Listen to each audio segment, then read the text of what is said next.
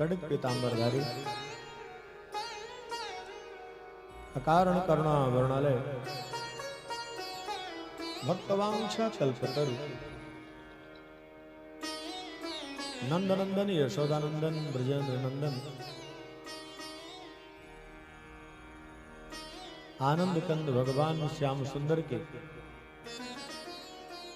पावन सरसमयी परम मंगलमयी परम कल्याणमयी भगवत कथा के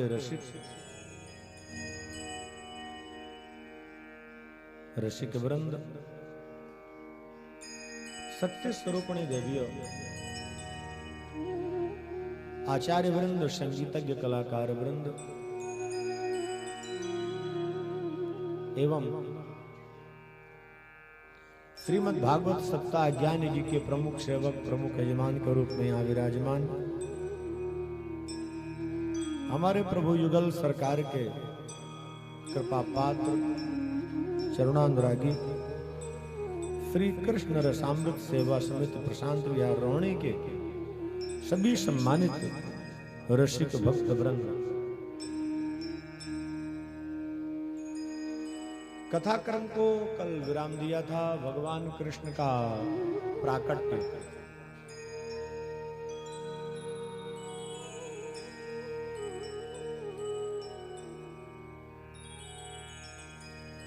हमारे प्रभु का प्राकट्य हुआ मथुरा में,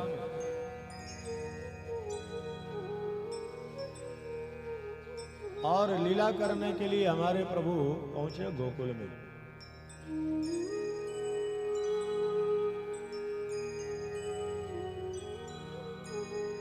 कहां गए हैं? गोकुल। बस 1 मिनट इसकी चर्चा आध्यात्मिक करके फिर हम आपको सीधे लीला में चल चलेंगे। आज तो ब्रज की गलियों में विचरण करना है, ब्रज की गीतिकाओं का आनंद लेना है।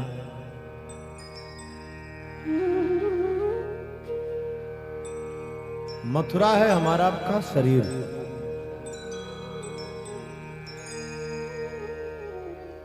गोकुल है हमारा आपका हृदय, नंद है जीव,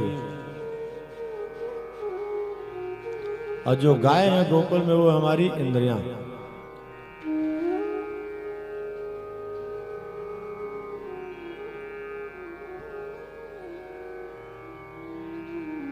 जब तक बाबा नंद गोकुल में थे पूतना नहीं आई थी,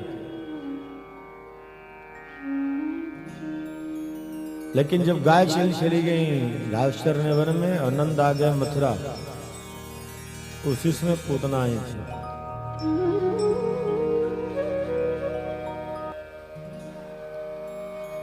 हमारे आपके जीवन में जो समस्या आती है, इस समस्या का श्री गणेश भी कहीं न कहीं इसी लीला से है। यदि कृष्ण की लीला का आनंद लेना है तो गोकुल में रहने की आदत बनाओ। मथुरा भागोगे तो समस्या तो आएगी। अब रहना कैसे है, हम कैसे बैठ कर के आनंद ले सकते हैं, और कौन सी लीला क्या कैसी है। आइए इन्हीं बिंदुओं पर आनंद लेने के लिए हम लोग अपने आप को भगवान की लीला से जोड़ें। ब्रजमंडल गोलोक धाम का एक भाग है। ये 1-2 बार आप लोगों को और भी सुना चुका हूं। उस ब्रजमंडल में 12 तो महावन है, 12 महावन है, इतने उपवन है, इतने अतिवन है, वन है, अलग अलग सबका दर्शन कराया। वहां के कुंडों का, वहां के वनों का एक बड़ा सुंदर दर्शन है, जहां कृष्ण प्रवेश कर रहे हैं।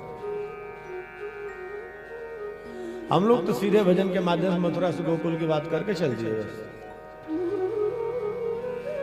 मथुरा और गोकुल के मध्य में ही यमुना है। मथुरा गोकुल के मध्य में ये जो कर्म रूपी बैतरणी है वही है यमुना। हमारा आपका कर्म ही, इसको समझेंगे तब आगे प्रवेश पाएंगे इसमें। और कर्म की परिभाषा को समझने के लिए 2-3 दिन से आप लोगों को समझा रहे हैं। स्वभाव पर, भगवान के पथ पर कैसे आएंगे, सारे मार्ग बताने के बाद तब आपको लेकर चल रहे हैं आज ब्रज में गोकुल की ओर। गोपी ग्वाल वाले कोई सामान्य नहीं है। किसी ऋषि ने कहा वेद की ऋचाएं हैं, किसी ने कहा त्रेता की जनकपुर की नारियां हैं। अपना अपना ऋषियों का मत, आचार्यों का मत है और सभी का मत आदर योग्य है, उसमें कोई किंतु परंतु नहीं है। भगवान श्री कृष्ण के जो सखा थे, तो भगवान श्री कृष्ण के भी सखा हैं 8।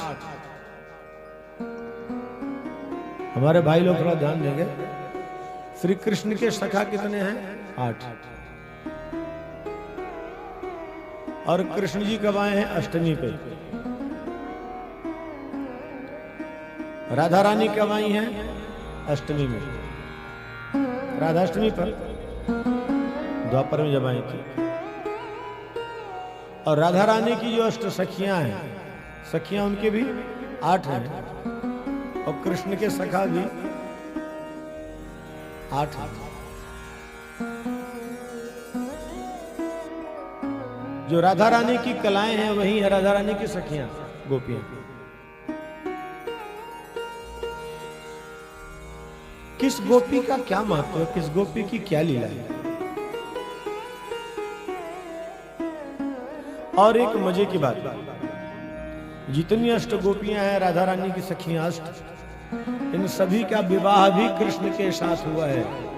ये ध्यान रखना, राधा का तो हुआ ही है, इनका भी हुआ है।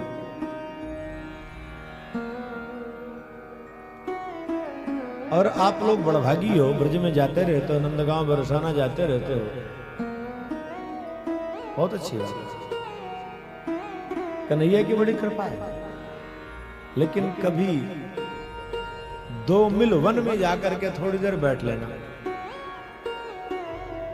2 मील वन, जहां दोनों का मिलन हुआ था।